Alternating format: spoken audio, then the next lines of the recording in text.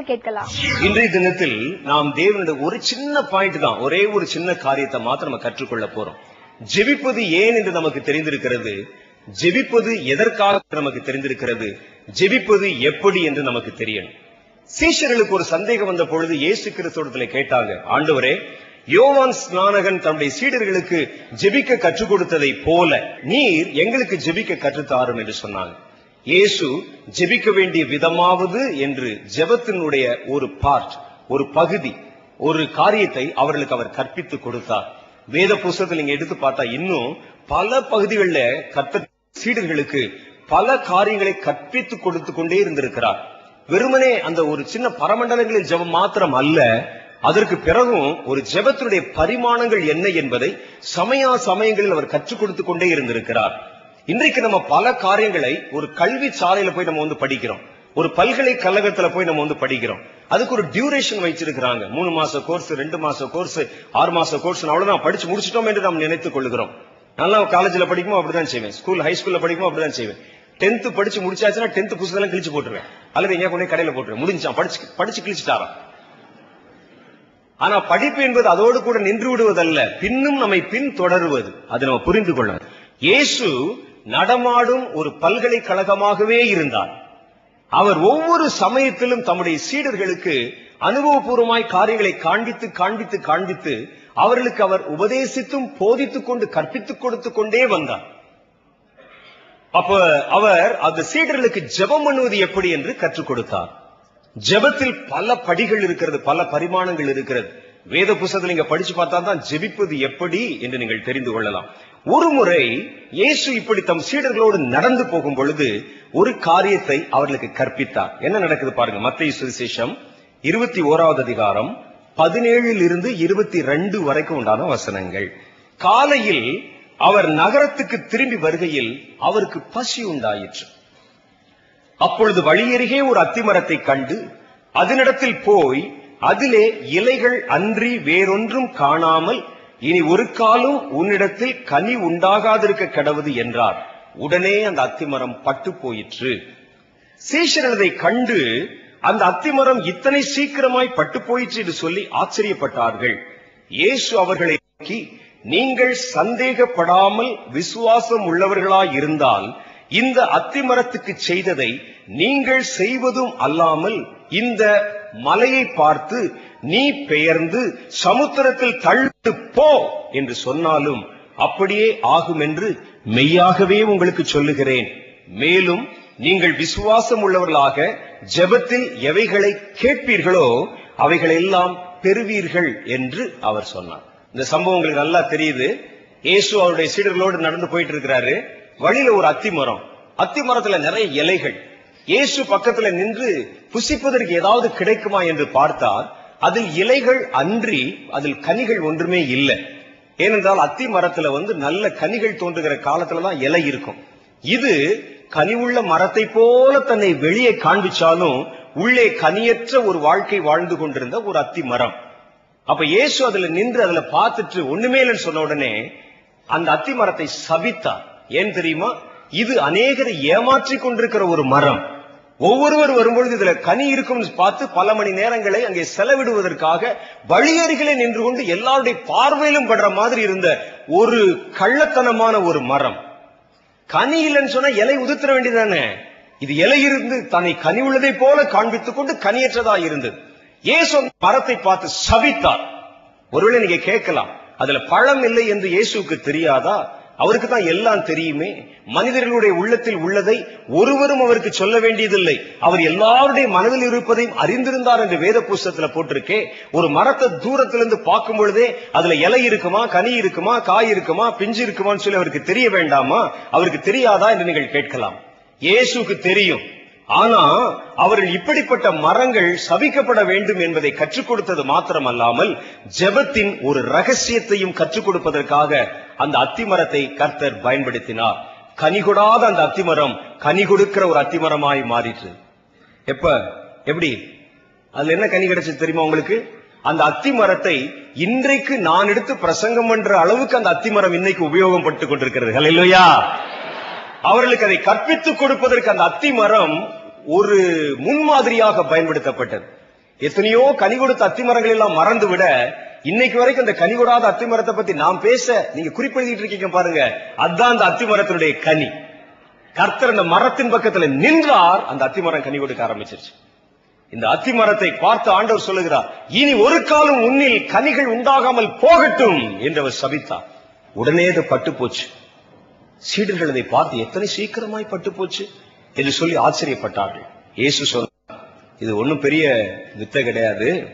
நீங்கள் சந்தேகப்படாமல் விசுவாசம் உள்ளவர்களாக இருந்தால் இந்த அத்திமரத்துக்கு செய்ததை நீங்கள் செய்வதும் அல்லாமல் இந்த மலையை பார்த்து பெயர்ந்து சமுத்திரத்திலே தள்ளுண்டு போ என்று சொன்னாலும் அப்படியே ஆகும் என்று மெய்யாகவே உங்களுக்கு சொல்லுகிறேன்.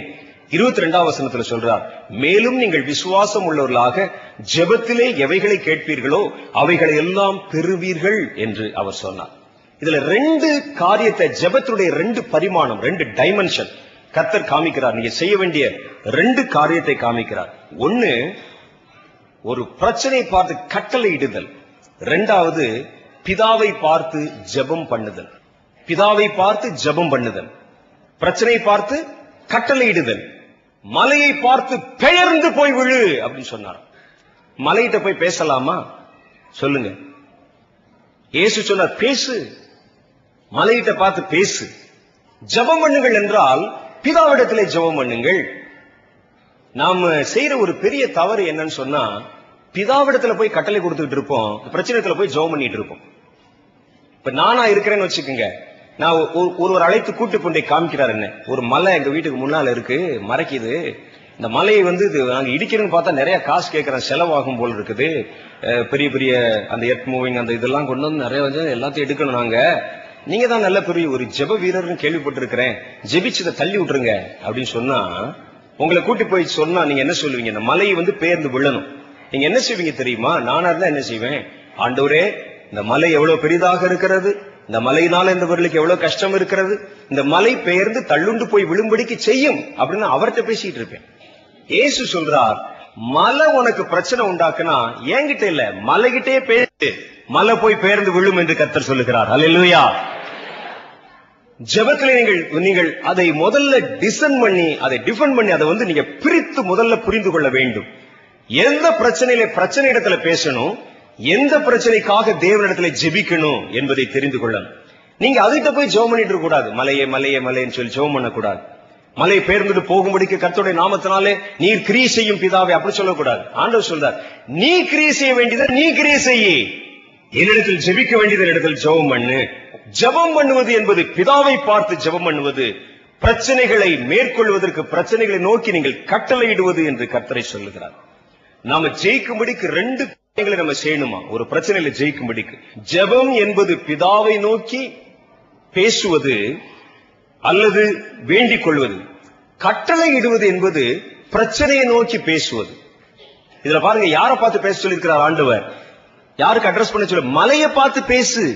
மலையை பார்த்து நீ பெயர்ந்து கடல்ல போய் விழுந்து மலையை பார்த்து பேசு, அப்பொழுது அது உனக்கு உண்டாகும். நீ மலைக்கு முன்னால் நின்னுட்டு என்னை பார்த்து பேசிட்டு இருக்கிற, மலையை பார்த்து பேசு. இதான் கர்த்தர் நமக்கு ஒரு புதிய ஒரு பரிமாணத்தை, ஒரு கோணத்தை தருகிறார். இதான் ஜெயிக்கும் வழி, ஒரு தேசத்தை காக்கும் வழி. எந்த பிரச்சனையை பார்த்து நீங்கள் கட்டணும், சபிக்கணும். ஒரு நல்ல ஜெபத்தை நமக்கு சொல்லிக் கொடுத்தாங்க. எல்லாரும் எந்திரிச்சு நில்லுங்கன்னு சொன்னாங்க. இல்ல இப்ப இல்ல சொன்னாங்க. உடனே கொஞ்சம் பேர் எதிர்த்தாங்க, அப்பா முடிச்சுட்டான்டா சாமி. அவர் சொன்னாரு, முதல்ல நம்ம எல்லாம் எழுந்து நிற்போம், எழுந்து நின்று சொல்லுங்க, பொல்லாத பிசாசே, எங்களை கெடுத்துக் கொண்டிருக்கிற பிசாசே. பக்கத்துல யாராவது ஒருத்தர் பார்த்தாருன்னா என்ன நினைப்பாரு? என்னடா பிசாசிட்ட பேச சொல்லி கொடுத்துக்கிட்டு இருக்கிறார் என்றால் அப்படித்தானே சொல்லுவாங்க. பிசாசோட பேசலாமா?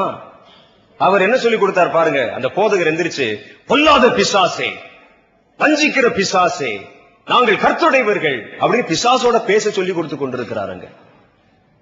அது நல்லதா கெட்டதா சொல்லுங்க பாப்போம். அது சரியான ஜெபம். பிசாச நீங்க கட்டளையிட்டு கடிந்து கொள்ளணும்னா நீங்க பிசாச பார்த்து தான் பேசணும். இயேசு பிசாசை பார்த்து அதட்டினார், பேசாதே பேசாதே என்று அதட்டினார். அவன் ஆண்டவரை பார்த்து நீ யார் என்று கேட்டார். லேகியோன், நீ இவனை விட்டு அகன்று போ என்று கர்த்தர் பேசினார். இவனை விட்டு அகன்று போகும்படி வேண்டிக் கொள்கிறேன் பிதாவே அப்படி சொல்லல. சொன்னாரா? பிசாசை பார்த்து பிசாசிட்டு தான் பேசினார். நீங்க அதை தப்பர்த்தம் பண்ணி கொள்ளக்கூடாது. போதகர் வந்தாரு, பிசாச பேச சொல்லி கொடுக்கிறாரு, இதைத்தான் வெளியே இருக்கிறவங்க எல்லாம் செய்யறாங்க. ஒய்ஜா போர்டுன்னு ஒரு போர்டு வச்சுக்கிட்டு ராத்திரெல்லாம் உட்கார்ந்து பிசாச கூட்டு பேசுறாங்க. அதே மாதிரி பார்த்து, பொல்லாத பிசாசே, விபச்சார பிசாசே, நான் கர்த்தருடைய பிள்ளை, என்னை நீ தொடாதே, போய்விடு என்று பிசாசோட பேச சொல்லி தர்றாரு. இல்ல, பிசாசை நீங்கள் துரத்த வேண்டுமானால் நீங்கள் பிசாசை நோக்கித்தான் கட்டளிட வேண்டும். அல்லேலூயா. பிசாசுக்கு முன்னால முழங்கால் படிட்டு சொல்லக்கூடாது, கர்த்தாவே கர்த்தாவே அந்த ஆள் எவ்வளவு கஷ்டப்படுகிறார் பாரும் கர்த்தாவே என்று இந்த பிசாசை விட்டு ஓடி போகும்படி இயேசுவின் நாமத்தில் வேண்டிக் கொள்கிறேன் பிதாவை, நீர் துரத்தி விடும் பிதாவை, அப்படி சொல்லக்கூடாது. அது ஜெபம். இது அந்த இடத்தில் நீங்கள் பிசாசுக்கு முன்பாக நின்று தேவனிடத்தில் பேசிக் கொண்டிருக்கிறீர்கள். இயேசு சொல்லுகிறார், ஒருவேளை நீங்கள் அப்படி செய்யலாம், ஒரு குழந்தை பிராயத்தில் இருக்கும்போது அப்படி செய்யலாம். ஆவிக்குரிய வாழ்க்கையினுடைய சிறு பிராயத்துல ஒரு நீங்கள் அப்பதான் துவக்க நிலை கிறிஸ்தவர்களா இருக்கும்போது செய்யலாம். அப்படி ஜெபிக்கும் பொழுது ஒருவேளை இந்த பிசாசு கூட விலகி ஓடி இருக்கலாம். ஏன்னா கர்த்தர் பல சமயங்களில் இலக்கண இலக்கியம் எல்லாம் பார்க்கறது இல்ல. அவர் அந்த உள்ளத்தின் ஆழத்திலிருந்து புறப்படும் விசுவாசம் நிறைந்த ஜெபத்தை மாத்திரம் பார்த்து கிரியை செஞ்சிடறார். சில ஆட்கள் மனிதர்கள் தான் இலக்கண இலக்கியம் பார்த்துட்டு இருப்பாங்க. ஒரு புத்தகத்துல எழுதியிருந்தார், ஒருவர் ஜெபத்தை ஆரம்பிக்கும் போது பிதாவேன்னு ஆரம்பிக்கிறாரு, நடுவுல வரும்போதெல்லாம் பாசா இயேசுவே இயேசுவே இயேசுவேன்னு பேசுறாரு, கடைசியில முடிக்கும் போது பிதாவேன்னு முடிக்கிறாரு. தூதர்கள் இதை கொண்டு போகும்போது யார்கிட்ட கொடுக்கறதுன்னு சொல்லி கன்ஃபியூஷன் ஆயிடுவாங்களே அப்படின்னு பேசுறாரு. அது எதுக்கு உனக்கு பிரச்சனை? அது அவர்களுக்கு தெரியும் எதை யாரிடத்தில் கொடுக்கணும், என்ன செய்யணும். இவருக்கு கவலை. புத்தகத்தில் எழுதியிருக்கிறார், ஒருவர் ஜெபிக்கும் பொழுது அன்புள்ள பரலோக பிதாவே அப்படின்னு சொல்லிட்டு ஆம் இயேசு சுவாமின்னு ஆரம்பிச்சான். அப்ப முதல்ல அப்படி ஆரம்பிச்சுட்டு ஜெபம் வரும்பொழுது இயேசுவே இயேசுவே இயேசுன்னு இயேசுக்கு அட்ரஸ் பண்ணி ஜெபத்தை முடிச்சு கடைசியில முடிக்கும் பொழுது என்று முடிக்கிறேன் பிதாவேன்னு முடிச்சிடறான். தூதர் வாங்கினோடனே பாப்பாரா, என்னடா மேல இருக்கிற அட்ரஸ் பிதான்னு போட்டிருக்கு, உள்ள இருக்கிற அட்ரஸ் இயேசுன்னு, உள்ள இருக்கிற கண்டென்ட் முழுசு இயேசு இயேசுன்னு இருக்கு, யார்கிட்ட கொடுக்கறதுன்னு கவலைப்பட்டுருவாராம். இவர்களே பிதாவுக்கும் இயேசுக்கும் சண்டை முட்டி விட்டுருவான் போல இருக்கு. உங்களுக்கு லெட்டர் அவன் படிக்கிறார், அவர் படிக்கிறாரு பாருங்க, அவருக்கு லெட்டர் உங்ககிட்ட கொடுக்கறான் பாருங்க. அப்படிலாம் இல்ல, கர்த்தரதெல்லாம் பார்க்க மாட்டாங்க. இன்னும் சிலர் சொல்லுவாங்க, சிலர் தன்னுடைய பிரசங்கத்தில் இயேசு சுவாமின்னு சொல்றாங்களே, சாமின்னு சொல்லலாமா அப்படின்னு சொல்லு. இயேசுநாதர் இப்படிலாம் உட்கார்ந்து பார்த்துட்டு இருக்கோம், என்னடா சாமின்னு சொல்ற, திருத்துறா, அந்த பிதாவை பிதாவைன்னு சொல்லி 10 தடவை சொல்றா, அப்படிலாம் சொல்ல மாட்டார் அவர். உங்கள் மனதிலிருந்து எது வருகிறது என்று அவர் பார்க்கிறார். உங்கள் உள்ளம் எதை நினைக்கிறது என்று பார்க்கிறார். நீங்கள் அன்புள்ள இயேசு சாமி என்று சொல்லும்போது சாமின்னு சொன்ன விக்கிரத்தை சொல்கிறார் என்று அவர் நினைப்பதில்லை. அவர் என்னைத்தான் சொல்கிறார் என்று அவர் புரிந்து கொள்ளுகிறார். சரி, நீங்கள் பண்ற ஜெபம் அதை தன்னிடத்தில் செய்கிறீர்கள் என்று அவர் ஏற்றுக்கொண்டு கண்டிப்பாய் பதில் கொடுத்து விடுகிறார். சும்மா அந்த வார்த்தைகளை பற்றிலாம் நீங்க ரொம்ப கவலைப்பட்டுக் கொண்டிருக்க வேண்டிய அவசியம் இல்லை. உள்ளத்தின் ஆழத்திலிருந்து புறப்படும் ஜெபமே காரியம். அல்லேலூயா. உள்ளத்தின் ஆழத்திலிருந்து வரணும். அது உள்ளத்தின் உணர்ச்சி பூர்வமாக உங்கள் உள்ளத்தின் ஆவியை தொட்டுக்கொண்டு அது புறப்பட்டு வந்தா அதுதான் ஒரு சரியான ஜெபம் என்று கர்த்தருடைய வேதம் சொல்லுகிறது. அந்த ஜெபத்தை நீங்க செய்யும்போது கர்த்தர் கண்டிப்பா கவனிக்கிறார்.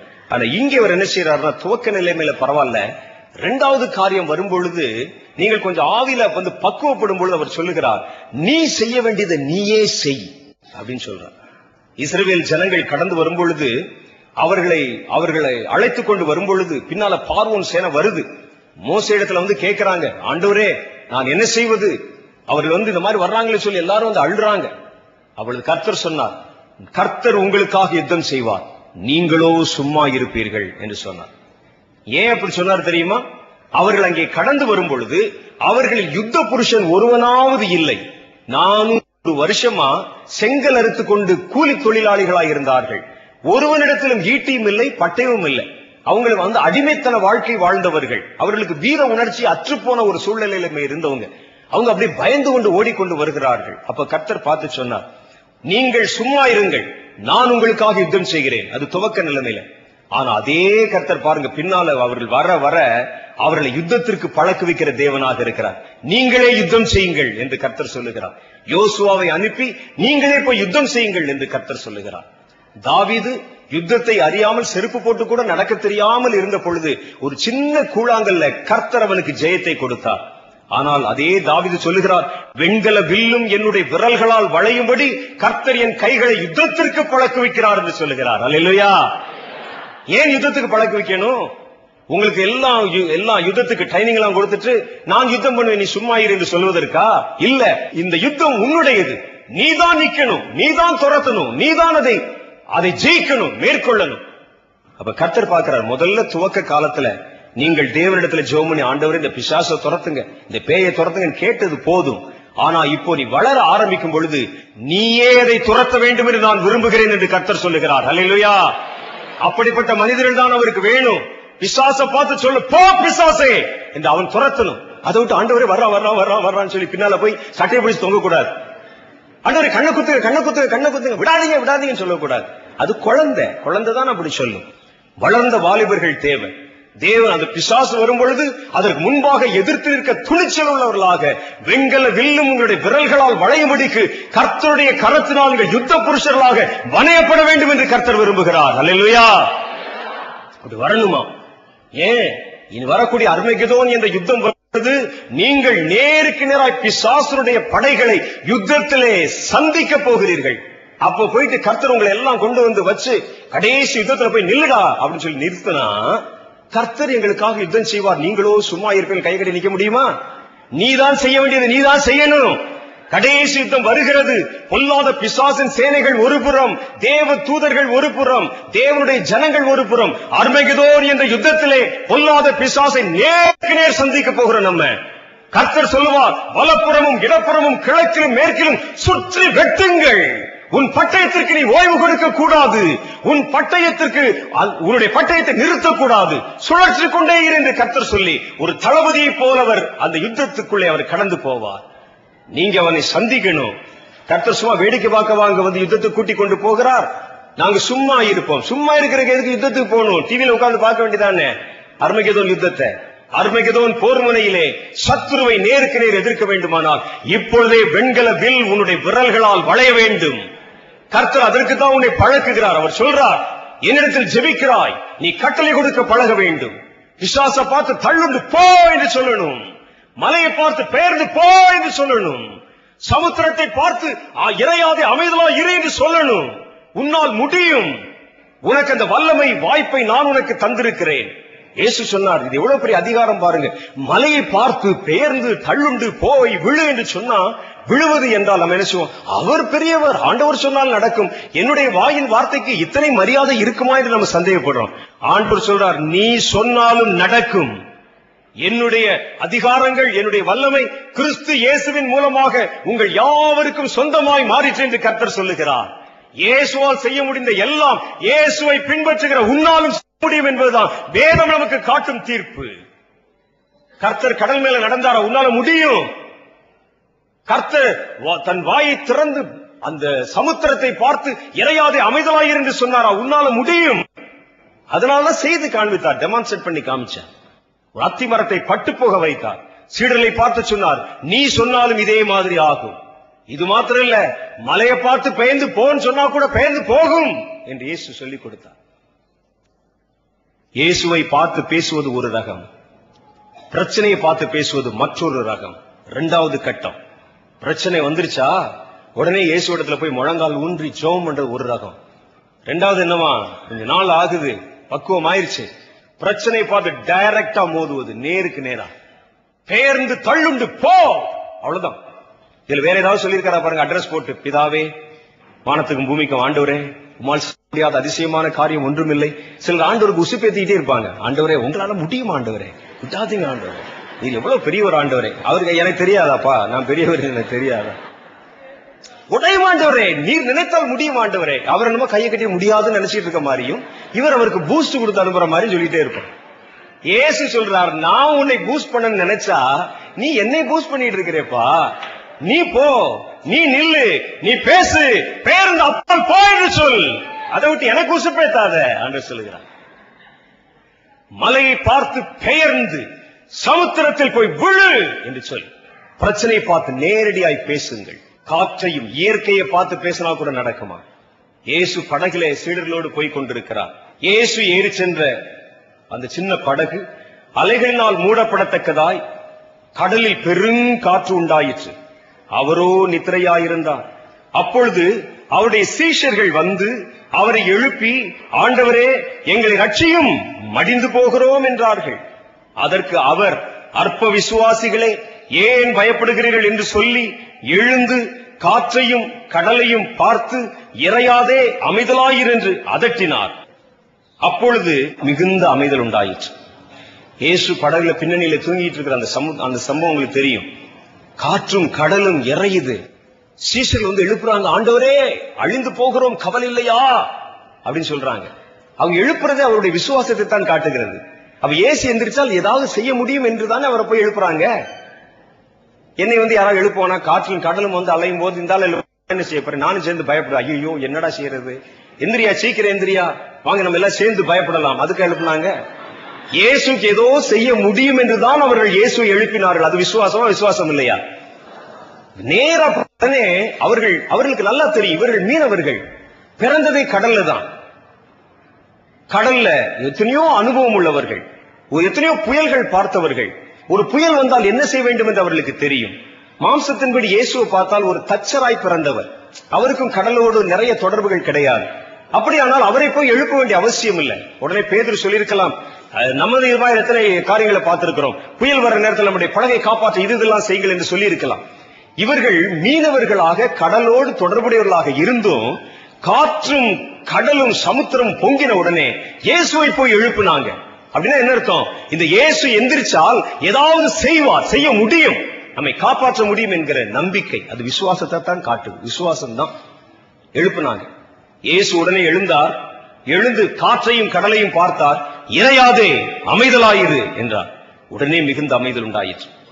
உடனே இயேசு அவர் பார்த்து, அற்ப விசுவாசிகளே ஏன் பயப்பட்டீர்கள் என்று கேட்டார். என்ன ஆண்டவர், எங்களை போய் அற்ப விசுவாசம் சொல்றீங்க?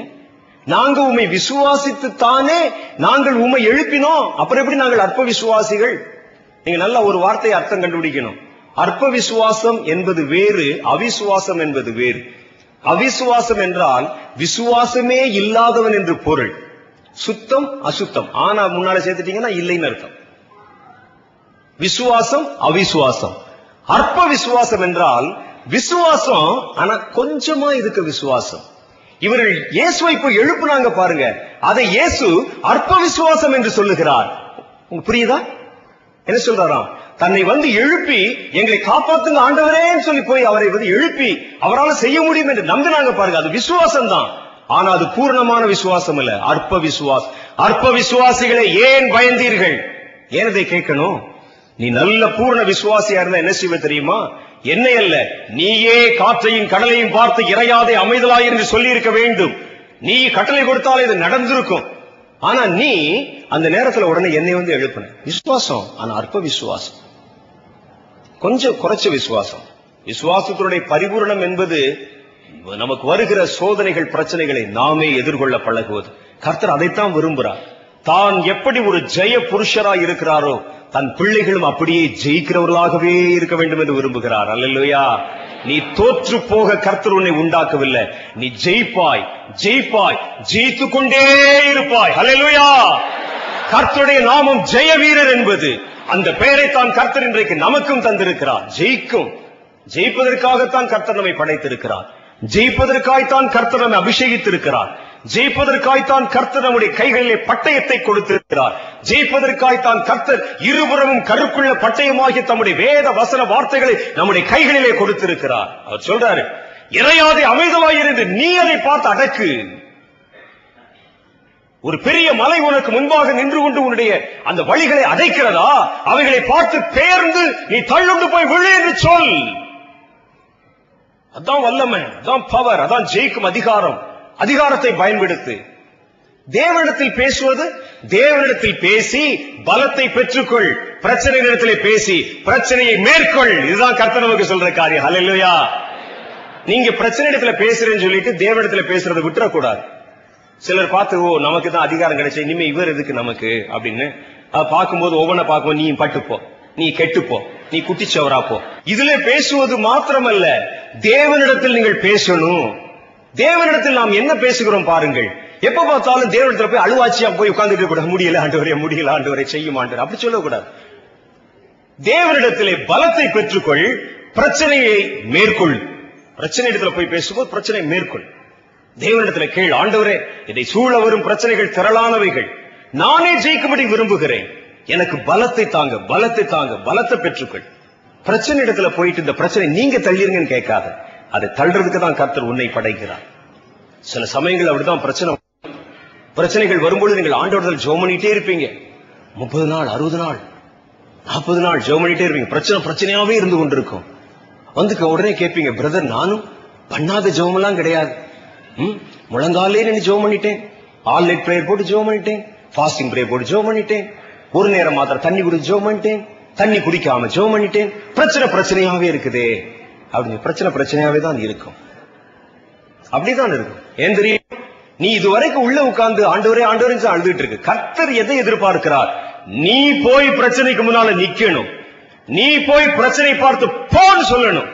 ஆண்டவர் சொல்லுவார், இவன் கையில அதிகாரத்தை கொடுத்து பட்டயத்தை கொடுத்து இவனை நான் ஒரு யுத்த புருஷனாய் மாற்றி ஒரு பிரச்சனை சந்திக்க விட்டா இவன் வேகமா ஓடியாந்து வரான் பூச்சாண்டி வர்றான்னு என்கிட்ட வந்து முறையிட்டு இருக்கிறான் பார். தண்ணி குடிக்காம ஜெபம் பண்றாராம், ஃபாஸ்டிங் போட்டு ஜெபம் பண்றாராம், என்கிட்ட வந்து முறையிடுறான் பார். போடா, முன்னால போடா, போய் அதை மேற்கொள்ளு, மோதி. பாரதியார் மோதி மிதித்து விடு பாப்பா, அவர் முகத்தில் உமிழ்ந்து விடு பாப்பான்னு சொல்லி விடுதானா. அதே மாதிரி கர்த்தர் மோதி மிதித்து விடு, அதன் முகத்தில் உமிழ்ந்து விடு. கர்த்தர் நமக்கு சொல்லித்தர. ஹல்லேலூயா. அதான் வீரம். அதுக்கு தான் கர்த்தர் நம்மை படைத்திருக்கிறார். ஜெபிக்கிறவன் என்பவன் ஜெபித்துக் கொண்டிருக்கிறவன் மாத்திரமல்ல, அவன் ஜெயிக்கிறவன், ஜெயித்துக் கொண்டே இருக்கிறவன். சொல்லி பாருங்க, நான் ஜெபிக்கிறவன், நான் ஜெயிக்கிறவன். ஹல்லேலூயா. ஜெபம் என்பது தேவனோடு பேசி நான் ஜெபிக்கிறேன். ஜெயம் என்பது என் பிரச்சனைகளை பார்த்து அதன் முன்பாக நின்று அதை பேசி தவிடுபடியாக்குகிறேன். இதைத்தான் நீங்க கற்றுக்கொள்ளணும் கர்த்தர் விரும்புகிறார். கட்டளை கொடுக்க கற்றுக்கொள்ளுங்கள். உங்கள் பிரச்சனைகளை பார்த்து கட்டளையிட கற்றுக்கொள்ளுங்கள். அந்த கட்டளை இடுவதற்குண்டான விசுவாச பலத்தை தேவனிடத்தில் பெற்றுக் கொள்ளுங்க. அது ஜெபம். ஆண்டவர்கிட்ட போய் கேளுங்க, என் விசுவாசம் ஒழிந்து போகாதபடி உனக்காக வேண்டிக் கொண்டு சொல்றாரு. அது மாதிரி ஆண்டவர்கிட்ட போய் கேளு, எனக்கு இன்னும் விசுவாசம் வேணும் ஆண்டவரே, என்னுடைய விசுவாசத்தை நான் புதுப்பித்துக் கொள்ள வேண்டும், இன்னும் எனக்கு வேணும், இன்னும் எனக்கு அதிகாரம் வேணும், இன்னும் எனக்கு ஆயுதம் வேண்டும், இன்னும் அந்த விசுவாசத்திலே ஒரு பவர் வேணும் என்று ஆண்டவரிடத்தில் கேள். வாங்கின பவரை வச்சுக்கிட்டு மறுபடியும் ஆண்டவர்கிட்ட ஓடி வந்து நிக்காத. பவரை வாங்கிட்டு பயன்படுத்த ஆரம்பி. ஹல்லேலூயா. அப்படிதான் செய்யணும். உங்கள் பட்டயத்தை உயர்த்தி பிடியுங்கள், சாத்தான் பயப்பட ஆரம்பித்து விடுவான். பிசாசுக்கு எதிர்த்து நில்லுங்கள், அப்பொழுது ஓடி போக ஆரம்பிச்சிடும். நீ பேசுற வார்த்தையும் நீ நிக்கிற ஸ்டைலையும் பார்த்தாலே பிசாசு ஓடிடணும். ஹல்லேலூயா. இவன் விவரம் தெரிஞ்சவன், இவன் கட்டளையிட புரிந்தவன், இவன் சொல்லுகிற கட்டளை ஒரு ஈட்டியின் காக்கை போல என்னுடைய மார்பை பிளந்துவிடும் என்று சாத்தானுக்கு தெரியும். பொல்லாத பிசாசை பார்த்து இயேசு பேசாமல் என்று அதை அதட்டினார். அந்த வார்த்தை வரும்போதே தெரியும். ஒருத்த பட்டயத்தை பிடிக்கிற ஸ்டைல பார்த்தாலே இவன் வந்து சுழட்டுவானா சொல்ல மாட்டானான்னு தெரியும். துப்பாக்கி கழி சுற்றுவேன் தம்பி ஓடி அப்படின்னு சொன்னாலே தெரியும், இவன் சுட மாட்டான். இது சுடாது. பிசாசு அப்படி மறுபடியும் நின்றுப்பான். நானும் பிரதர் நீங்க சொன்ன உடனே வீட்டுக்கு போய் நானும் பிசாசு இடத்துல வந்து துப்பாக்கியா போக மாட்டேங்கிறானே. நீ துப்பாக்கியை காட்ட ஸ்டைலே அவனுக்கு தெரியும், இவன் சுட மாட்டான். பிரசங்கம் கேட்டு சும்மா குறிப்பு புத்தகத்தில் எழுதிட்டு வந்திருக்கிறான், இவன் இப்போதைக்கு செய்ய மாட்டான் அவனுக்கு தெரியும். நீங்கள் எழும்பணும், நிக்கணும், மிதிக்கணும், மோதி மிதித்து விடணும், அதன் முகத்தில் உமிழ்ந்து விடணும். அது துரத்தப்பட வேண்டும் என்று ஆண்டவராகிய கர்த்தர் உங்களுக்கு சொல்லுகிறார். ஹல்லேலூயா. நீங்கள் உங்கள் விரோதமாய் எழும்பி வருகிற பொல்லாத சத்துருவின் சேனைகளை கண்டு பயப்படுகிறவர்களாய் அல்ல, நேருக்கு நேர் எதிர்த்து நிற்க துணிவுள்ளவர்களாய் இருக்கும்படிக்கு நீங்கள் சர்வாயுத வர்க்கத்தை தரித்துக் கொள்ளுங்கள். அவர் சொல்லுகிற சர்வாயுத வர்க்கத்தை தரித்துக் கொள்ளுங்கள். ஒரு போர் வீரனுடைய யுத்த உடைகளை நீங்கள் தரித்துக் கொள்ளுங்கள். மார்க்கவசத்தை தரித்துக் கொள்ளுங்கள். உங்கள் கையிலே பட்டயத்தை பிடித்துக் கொள்ளுங்கள். உங்கள் கால்களிலே பாதரட்சைகளை அணிந்து கொள்ளுங்கள். எதுக்கு இதெல்லாம் அணிந்து கொண்டு எதற்கு? போட்டோக்கு போஸ் கொடுக்கிறக்கா? சண்டை போட போடான்னு சொல்றாரு கர்த்தர். ஹல்லேலூயா. சண்டை போட போ, ஜெயித்து விடு என்று கர்த்தர் சொல்லுகிறார். அப்ப நீங்க என்ன செய்யணும்னா, ஒரு பிரச்சனையை பார்க்கும் பொழுது, ஒரு காரியத்தை பார்க்கும் பொழுது, நீங்கள் எதையும் எதற்கு ஜெபிக்கணும், எதற்கு கட்டளை கொடுக்கணும் என்பதை தீர்மானித்துக் கொள்ள வேண்டும். முதல்ல எங்கே ஜெபிக்கணும் அப்படின்னு தீர்மானிக்கணும்.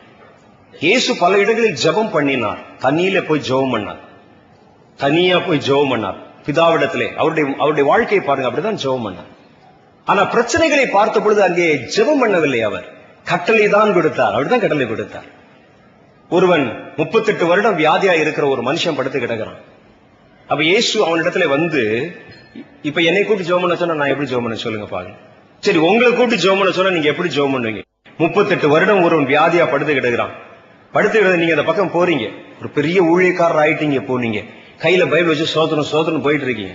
பாஸ்டர் என்ன 38 வருஷமா படுத்திருக்கேன் பாஸ்டர், ஏதாவது எனக்கு ஜெபம் பண்ணுங்க பாஸ்டர். நீங்க என்ன செய்வீங்க? நான் நின்று, பிதாவே, இவர் 38 வருஷமா எவ்வளவு கவலைப்படுகிறார் என்று உங்களுக்கு தெரியும். அவர் பிள்ளைகள் எல்லாம் எவ்வளவு கஷ்டப்படுகிறார் என்று உங்களுக்கு தெரியும். அவருடைய எதிர்காலம் என்ன ஆகும் என்று எனக்கு தெரியும். எழுப்பும் ஆண்டவரே, அவர் எழுப்பும், சீக்கிரமா எழுப்பும். சரியா போயிரும் தம்பி, படுத்துரு, வரேன், அடுத்த தடவை வரேன். இயேசுநாதர் அப்படியே செய்தார். யோசித்து பாருங்க, ஏசு செய்தார் அப்படி. இயேசு அவனை பார்த்து கையை பிடித்து, உன் படுக்கையை எடுத்துக்கொண்டு நட அப்படின்னு சொன்னார். அதுல பிதாவுக்கு ஏதாவது அட்ரஸ் பண்ணிருக்கிறாரா? என்று நட என்று சொல்லுகிறேன் பிதாவே, ஆமேன் சொன்னாரா? பிதாவே, இவன் உம்முடைய நாமத்தில் எழுந்து நடக்கும்படிக்கு இவனுக்கு சொல்லுகிறேன், நடக்கட்டும் பிதாவே அப்படின்னு பிதாவுக்கு அட்ரஸ் பண்ணாரா? அட்ரஸ் யாருக்கு பண்ணார்? அவனுடைய வியாதியை பார்த்து, வியாதியஸ்தரை பார்த்து, உன் படுக்கையை எடுத்துக்கொண்டு நட என்றார். அதுதான் ஜெயம். அல்லேலூயா. உடனே அவன் படுக்கை எடுத்துக்கொண்டு நடந்தான். உடனே அவன் படுக்கை எடுத்துக்கொண்டு நடந்தான். ஏன் அவன் நம்முடைய வாழ்க்கையில நடக்கல? நம்ம ஜெபம் பண்ணுகிறோம், இயேசு கட்டளை கொடுத்தார். அல்லேலூயா. இதைத்தான் நீங்க புரிஞ்சுக்கணும். இயேசு மறைவிலே தன்னுடைய தனி இடத்துல பிதாவிடத்துல போய் ஜெபம் பண்ணினார். பிரச்சனைகளை பார்த்த பொழுது அங்கே ஜெபம் பண்ணல, கட்டளை கொடுத்து அவைகளை துரத்தி விட்டார். அவ்வளவுதான். நான் உனக்கு என்ன செய்ய வேண்டும் என்று விரும்புகிறாய்? பார்வை அடைய வேண்டும் ஆண்டவரே. ஆண்டவர் என்ன செய்தார்? பார்வை அடைவாயாக. அவ்வளவுதான், போ, எந்திரிச்சு போ, அவ்வளவுதான். உடனே அவன் சுகமாக்கி விட்டான். அவ்வளவுதான். நாம் என்ன செய்கிறோம்? ஒரு பிரச்சனை வந்தா, ஒரு பிரச்சனை சொல்லுவதா ஜெபிக்கிறோம், ஜெபிக்கிறோம், ஜெபிக்கிறோம், ஜெபித்துக் கொண்டே ஜெபிக்கணும். அது நீங்கள் உங்களுடைய விசுவாசத்தை வர்த்தி பண்ணிக் கொள்வதற்காக ஜெபிக்கணும். பிரச்சனைக்கு முன்னால போய் முழங்கால் போட்டு ஜெபிச்சுக்கிட்டு இருக்க கூடாது. பிரச்சனையை பார்த்தால் நீங்கள் அதை கட்டத்தான் செய்ய வேண்டும். இயேசு அதைத்தான் செய்தார். அப்ப நம்ம ஊழியத்துக்கு அவருடைய ஊழியத்துக்கு என்ன எவ்வளவு பெரிய வித்தியாசம் என்று நீங்களே கொஞ்சம் யோசிச்சு பாருங்க. ஒரு வியாதி உள்ள ஒரு மனிதனை 38 வருடம் வியாதி உள்ள ஒரு மனிதனை கொண்டு வரும்பொழுது நாம் எப்படி நடந்து கொள்கிறோம், இயேசு எப்படி நடந்து கொண்டார் என்று நுணுக்கமா யோசிச்சு பார்த்தீங்கன்னா உங்களுக்கு தெரியும் ஏன் அற்புதம் நடக்கிறது, நடக்கவில்லை என்று. இயேசு அவர்களை பார்த்து ஜெபிக்கவில்லை. அவர்களை பார்த்து உடனே அவர் மன உரி ஜெபம் பண்ணல, பிதாவே பிதாவே அப்படின்னு சொல்லி ஜெபம் பண்ணல. அவர் என்ன செய்தாராம்? பிரச்சனையை பார்த்து நேரடியா டைரக்ட் அட்டாக் கொடுத்தார், பேசிதான். உன் படுக்கை எடுத்துக்கொண்டு நட என்று சொன்னார். உடனே அவன் தன் படுக்கை எடுத்துக்கொண்டு நடந்தான். இதைத்தான் நீங்க முதல்ல கற்றுக்கொள்ளணும். இயேசு அதற்காகத்தான் நமக்கு முன்மாதிரி அந்த வச்சிருக்கிறார். அதை விட்டுட்டு வேற ஜிம்மிக்ஸ் வேலையெல்லாம் செய்வாங்க. சில 7 வாரம் சர்ச்சுக்கு வாங்க, சரியா போயிரும் அப்படிம்பாரு. என் பத்திரிகைக்கு சாட்சி எழுதி போடுறியா, சரியா போயிரும் அப்படிம்பார். இதெல்லாம் இல்ல. உங்கள் பிரச்சனை தீர ஒரே வழி உண்டு, அதை கட்டளை கொடுங்கள். முதல்ல கஷ்டமா தான் இருக்கும், முதல்ல நடக்காது. ஏன்னா நீங்க கட்டளை கொடுக்கும் பொழுதே நீங்கள் மனசுல எப்படி இருப்பீங்கன்னு உங்களுக்கு தெரியும். நடந்தாலும் நடக்கும், நடக்காம போனாலும் போயிரும். நீங்க என்ன அப்படி இருக்கு. கண்ணை மூடிட்டு நான் ஒரு சின்ன கதை புத்தகத்தை படிச்சேன். கண்ணை மூடிட்டு ஒருவன் இந்த வசனத்தை படிச்சுட்டு வீட்டுக்கு முன்னால் இந்த மலையை பார்த்து உடனே கண்ணை மூடி மலையை பெயர்ந்து அப்பால் போய் விழு அப்படின்னு கண்ணை திறந்து பார்த்தா மலை இருந்துச்சான். இருந்தோன்னு சொன்ன நினைச்சேன், அது எப்படி நடக்கும்? நீதான் நினைச்சிட்டியா, அப்புறம் எப்படி நடக்கும்? இதெல்லாம் பைபிள எழுதத்தாங்க லாயக்கன். இவர் ஜெபிக்கிறதுக்கு முன்னாலே நினைச்சிட்டாரா, நடக்காதுன்னு நினைச்சிட்டார். நடக்காதுன்னு நினைச்சா நடக்காது. அதனால இயேசு சொன்னார், அவர் நோக்கி சந்தேகப்படாமல் விசுவாசம் உள்ளவர்களாய், சந்தேகப்படாமல் அவர் சொல்லுகிற அந்த விசுவாசத்தை நமக்குள் உருவாக்கி கொள்வது என்பது உடனே நடக்கிற விஷயம் அல்ல. ஒரு ஜெப கூட்டத்துக்கு பிரதர் எனக்கு தலையில கைவை ஜெபம் பண்ணுங்க, நான் விசுவாசம் விதிக்கணும் அப்படின்னு உடனே நான் கைவை ஜெபம் பண்ண உடனே நடக்கிற விஷயம் இல்ல. பை பிராக்டிஸ் வரும். யுத்தம் என்பது, யுத்தத்திற்கு அவர் என்ன செய்யறாராம்? பழக்குவிக்கிறார் என்றால் அது ஒரே நாள் நடக்கிற விஷயமா? பழக்குவித்தல் என்றால் கொஞ்சம் கொஞ்சமா நடக்கிற விஷயம். பிராக்டிஸ் பண்ணணும். பழக்குவித்தல் என்றால் அப்படித்தான் பழகணும். சைக்கிள் ஓட்ட பழகணும். சைக்கிள் ஓட்ட பழகும்போது நண்பர்கள் பிடிச்சுக்கடா, விட்டுறாரா, கை விட்டுறாரா, நண்பர்களை நம்பி அப்படின்னு இப்படிதான் போகும். அவன் சொல்லுவான், இடுப்பு ஆட்டாதரா அப்படின்னு சொல்லி 2 அடி போடுவான். போட்டு அப்படியே பிடிச்சிருக்கீங்களா பார்த்து அப்படி பின்னால் திரும்ப விழுந்துரும் டும்முன்னு. எங்கேயா போய் அவன் அங்கே நின்றுகிட்டு இருப்பான். பாவி, உன்னை நம்பி சைக்கிள் ஏற எல்லாரும் தானங்க படிச்சான். நான் ஒரு அம்மா ஒரு கூடையில தயிர் வச்சிருந்த கூட அந்த அம்மா இப்படி ஆட்டிட்டு போய் சொல்லி டம்முன்னு மோதிட்டேன். அது திட்டுன திட்டு இருக்கு பாருங்க. அன்னைக்கு வீட்டுல 45 ரூபா பணம் வாங்கிட்டு போயிடுச்சு தயிருக்கெல்லாம். சரி, அப்படிதான் படிச்சோம். ஆனா இப்ப நம்ம சைக்கிள் ஓட்ட ஆரம்பிக்கும் பொழுது பாருங்க, நமக்கு அது சர்வசாதாரணமா ரொம்ப சுதந்திரமா இருக்கு. அப்படி அவங்க ஒண்ணுமே தெரியுறது இல்ல. கார் டிரைவிங் பண்ணும்போது அப்படித்தான், லெப்ட்ல வான்னு சொல்லுவார். அப்படி தொடையில அடிப்பார் பக்கத்துல இன்ஸ்ட்ரக்டர். வாடா இல்ல, என்னன்னு தெரியல, வண்டி ஒதுக்கிட்டே போகுது. வண்டியா ஒதுக்கிட்டு போகுது. அப்படிதான் வண்டி அப்படியே போற மாதிரி இருக்கு, நேரா வர மாதிரி தான் இருக்கு. ஆனா பாத்தீங்கன்னா அப்படி ரைட்ல போயிட்டே இருக்குன்னு சொல்லுவார். அப்படித்தான் முதல்ல அப்படித்தான் ஸ்கூட்டர் பழகும் போது அப்படித்தான். ஆனா இப்ப பாருங்களேன், நீங்க ஸ்கூட்டர்ல ஏறி உட்காடுறீங்க அல்லது டிரைவிங் பண்றீங்க. டிரைவிங் பண்ணி எத்தனையோ பேர் இந்த இடத்துல வந்திருப்பீங்க. நீங்க நல்லா யோசிச்சு பாருங்க, எத்தனை இடத்துல ஹார்ன் அடிச்சீங்க, எத்தனை இடத்துல ஓவர்டேக் பண்ணீங்க, எத்தனை மனிதர்கள் வரும்பொழுது நீங்கள் அதுல கொஞ்சம் வளைச்சு வந்தீங்க, எதுவுமே உங்களுக்கு தெரியாது. பக்கத்துல பேசிட்டே வருவீங்க, எதையோ நினைச்சிட்டே வருவீங்க, கரெக்டா வந்து சேர்ந்துருவீங்க. எப்படி பழக்கமாச்சு? அதான் பழகுவது. அல்லேலூயா. முதல்ல பழகும் போது சிராய்ப்பு உண்டாகத்தான் செய்யும், 2 இடம் விழத்தான் செய்வ, இடது பக்கம் போச்சுன்னா வலது பக்கம் போகத்தான் செய்வ. ஆனா எப்பவுமே அப்படி போக மாட்டேன். ஒரு நாள் வரும், கண்டிப்பா கரெக்டா நீ வந்துருவ. அல்லேலூயா. அப்பொழுது நீ மலைகளை பார்த்து பெயர்ந்து கடல்ல போய் விழு என்று சொன்னால் அப்படியே ஆகும் என்று கர்த்தர் சொல்லுகிறார். இயேசுவே, நீங்க சொல்றீங்க, எங்களுக்கு நடக்கலையே. சீஷர்கள் பிரமித்தார்கள். இயேசு தொட்டால் அற்புதம், நின்றால் அற்புதம், நடந்தால் அற்புதம். வியாதியஸ்தனை பார்த்து, அங்கே வருகிற மனிதனை பார்த்து, 38 வருடம் வியாதி உள்ளவனை பார்த்து கையை தூக்கிவிட்டு எழுந்து நட என்று சொன்னால் அற்புதம். சீஷர்களுக்கு பிரமிப்பு. அப்ப சீஷர்கள் என்ன செய்து கொண்டிருந்தார்கள் பாருங்க, வருகிற கூட்டத்தை கட்டுப்படுத்திக் கொண்டாங்க. ஏய் சாமியார தொந்தரவு பண்ணாத, விடு விடு விடுன்னு சொல்லி அவனுக்கு அதுல ஒரு சந்தோஷம். நிறைய பேருக்கு பிரசங்கியார போதகரா இருக்கிறத விட வாலண்டியர்ஸா இருக்கிறது ரொம்ப சந்தோஷம். ஏன்னா ரொம்ப பேர் அதட்டலாம் பாருங்க, இப்பெல்லாம் யாரும் பார்க்க முடியாது, போயான்னா போயா அப்படி. அந்த வேலை செஞ்சுக்கிட்டு இருந்தாங்க, பார்த்துக்கிட்டே இருந்தாங்க. அவர்களுக்கு பிரமிப்பு. இயேசு எப்படி இதெல்லாம் செய்கிறார், இதெல்லாம் செய்கிறார். பார்த்து பார்த்து பார்த்து கர்த்தர் கற்றுக் கொடுத்து பழகி அப்போஸ்தலர் 3வது அதிகாரம் வரும்பொழுது அங்கே பேதுருவும் யோவானும் தேவாலயத்தில் போய் அங்கே சூம்பின உறுப்பை உடையவனாய் ஒருவனை கண்டு அவன் கையை பிடித்து நசரேயனாகிய இயேசுவின் நாமத்தில் எழுந்து நட என்று எப்ப கட்டளை கொடுத்தார்களோ உடனே குதித்து நடந்தான் என்று வேதத்தில் எழுதியிருக்கிறார். அல்லேலூயா. அது நடக்கும், உங்க வாழ்க்கையில கண்டிப்பா நடக்கும். அவர்கள் என்ன செய்தார்கள்? இயேசுவின் நாமத்தை பயன்படுத்தி பிரச்சனையை பார்த்து பேசி கட்டளை கொடுத்து அவனை எழுப்பி நடக்க விட்டார்கள். அவங்க ஜெபம் பண்ணிட்டு இருக்கல, என்ன பிரதர் நடக்க முடியலையா, வாங்க எல்லாம் ஃபாஸ்டிங் போட்டு ஜெபம் பண்ணும், உங்களுக்காக நான் ஜெபம் பண்ணிக்கிறேன், ஜெப குறிப்பு கொடுங்க. அப்படி பண்ணல, எழுந்து நட, ஓடு, இதுக்கெல்லாம் என்ன நேரம், போ போ போ அனுப்புனாங்க. அதான் பிராக்டிஸ். மரித்து போனவனை கண்டவர்கள் கலங்கவில்லை. ஐத்துகை என்ற ஒரு வாலிபன் மேலிருந்து கீழே விழுந்தான், செத்து போனான். உடனே அவனை பிடித்து அவனுக்கு கட்டளை கொடுத்தார்கள், எழுந்தார்கள். தபித்தாள் என்ற ஒரு அம்மாள் இறந்து போனான். உடனே போய் எல்லாரும் உட்கார்ந்தாங்க, ஃபாஸ்டிங் பிரேயர் நடத்தினாங்க. தபித்தாளை எழுந்திரு என்று சொன்னான். அல்லேலூயா. அப்பொழுது உடனே அவள் எழுந்தாள். அப்ப என்ன, அந்த அம்மா அதுவரை சும்மா கண்ண மூடிட்டு படுத்திருந்தாளா? ஒரு செத்த பிரேதத்துக்கு கூட காது கேட்குது பாருங்க. எது? நீங்கள் கொடுக்கிற கட்டளை வார்த்தை எல்லாருடைய காதுகளிலும் கேட்கும். அல்லேலூயா. செத்து போன காதுல கேட்குது. தவித்தாள் செத்து போனாள், செத்து போன காது கேட்குமா? காது கேட்காது. கட்டளை கொடுத்தால், கர்த்தருடைய நாமத்தில் கட்டளை கொடுத்தால் அந்த கட்டளை வார்த்தை மாத்திரம் அந்த காதுகளிலே ஜீவனை தந்துவிடும். அல்லேலூயா. தவித்தாளே எழுந்திரு என்று சொன்னான். எழுந்தாள் உடனே. இயேசு காற்றையும் கடலையும் பார்த்து இறையாதே அமைதலாய் என்று சொன்னார், நின்றது. அதேதான் ஆண்டவர் சொன்னார். மலையை பார்த்து பெயர்ந்து தள்ளுண்டு போ என்றால் போகும், வானத்தை பார்த்து மழை பெய் என்றால் பெய்யும், பெய்யாதென பெய்யாது, விசுவாசிக்கிறவனால் எல்லாம் கூடும் என்று கர்த்தர் சொன்னார். முதல்ல கஷ்டம்தான், பிராக்டிஸ் பண்ணுவது கஷ்டம்தான். சொல்லி பாருங்கள். கஷ்டமா இருக்கிறத விட்டுறாதீங்க. முதல்ல சண்டை போடும்போது 4 அடி விழத்தான் செய்யும், விட்டுறாதீங்க. இப்படிதான் நடக்கும். நமக்கு அடியே படக்கூடாது, சண்டை போடணும்னு சொன்னா முடியுமா? கீழே விழவே கூடாது, சைக்கிள் பழகணும்னு நினைச்சா முடியுமா? முடியாது. கீழே விழவே கூடாது என் பிள்ளை, ஆனா நடக்கணும்னு சொன்னா முடியுமா? ஒரு பிள்ளை நடக்கும் பொழுதே 100 தடவை விழுந்துதான் பழகுது. விழுது. நம்ம பக்கத்துல பார்த்தா அழுது, பாக்கலன்னா அதான் யாரும் பாக்கலடான்னு சொல்லி தட்டி விட்டு நடக்குது. என்ன நடக்கிறதானே? யாரும் பார்த்தா தான் பிள்ளை அழுவும், யாரும் பாக்கலன்னா அழாது. தானா பாக்கும், யாரும் பாக்கலையா சரிறான்னு போகும். அதான் சைக்காலஜி. எப்பொழுதுமே ஒரு மனிதன் திடீர்னு நடந்து வந்துட்டு டக்குன்னு எதையாவது கீழே உட்கார்ந்துட்டு எதிர்க்கும் போது ஜன்னல்ல வந்து கதவு முட்டிடும். கதவு முட்டினது கூட வலிக்காது, முட்டினதை பார்த்து சிரிச்சான்னு வச்சுக்கோங்க, கோவம் வந்துடும். பக்கத்துல சிரிச்சா சைக்காலஜி. அப்படி உடனே சுத்தி சுத்தி பார்ப்பாங்க. முதல்ல விசுவாசத்தில் அப்படித்தான் நடக்கும். நாம் விழுந்து விட்டோம் என்பதற்காக உட்கார்ந்துட்டீங்கன்னா நீங்க நடக்கவே மாட்டீர்கள். விழுந்தவன் எழணும், மறுபடி விழணும், விழுந்து விழுந்து எழணும். நீதிமான் 7 தடவை விழுந்தாலும் எழுந்திருக்கணும். நீங்கள் ஒவ்வொரு முறை எழுந்திருக்கும் பொழுதும் ஒவ்வொரு படியிலே கால் வைத்து மேலே போகிறீர்கள் என்று அர்த்தம். அல்லேலூயா.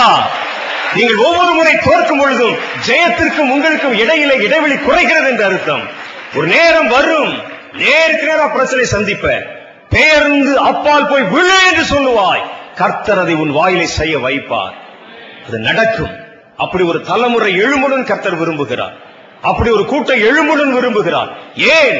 கடைசி காலம். இந்த காலம், கடைசி காலத்துல ஜெபிக்கிறவர்கள் மாத்திரல்ல, ஜெபத்திலே ஜெயிக்கிறவர்கள் அவருக்கு தேவைப்படுகிறார்கள்.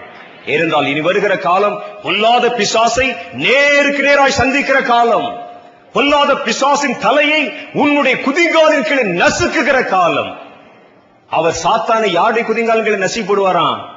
உங்கள் காலின் கீழே நசுக்கி போடுவார் என்று கர்த்தருடைய வேதத்தில் போட்டிருக்கு. ஹல்லேலூயா. அவர் வந்துட்டு ஆண்டவரே நீங்க வந்து மிதிங்கன்னு சொல்லக்கூடாது. அவர் சொல்றார், உன் காலில் மிதிடா, நீ மிதி, சர்ப்பங்களை எடுக்கவும் தேள்களை எடுக்கவும் உனக்கு அதிகாரம் கொடுக்கிறேன், சகலவற்றை செய்ய உனக்கு அதிகாரம் கொடுக்கிறேன் என்று கர்த்தர் சொல்லுகிறார். அதிகாரத்தை வைத்துக் கொண்டு நாம் ஏன் பயப்பட வேண்டும்? கர்த்தர் சொல்லிட்டாரே, பெயர்ந்து போனா போய் விழுந்துரும் நினைக்கணும். ஆனா உடனே நடக்கலன்னு சொல்லி சோர்ந்துட கூடாது. பிரதர் சொல்லிட்டு போனார், நான் 2 இடம் வந்து ஜெபம் பண்ணி பார்த்தேன். என் பக்கத்து வீட்டுல ஒரு பிரச்சனை பண்ணிட்டே இருந்தான். ஆண்டவரே இன்னைக்கு ராத்திரியோட அவன் போயிடணும் ஆண்டவரேன்னு சொன்னேன். காலைல எந்திரிச்சு பார்த்தா வெளியே உட்காந்து பேப்பர் படிச்சுட்டு இருக்கான் அந்த ஆளு. என்ன சரி வரலையே. ஆண்டவர் இதுக்காக அதிகாரம் கொடுக்கல, பட்டயத்தை வச்சுட்டு பக்கத்து வீட்டுக்காரரை போட்டு தள்ளுறதுக்காக கற்றுக் கொடுத்தாரு. இல்ல இல்ல இல்ல, நீங்க அதை தவறாகவும் பயன்படுத்தக்கூடாது, சரியா பயன்படுத்தணும்.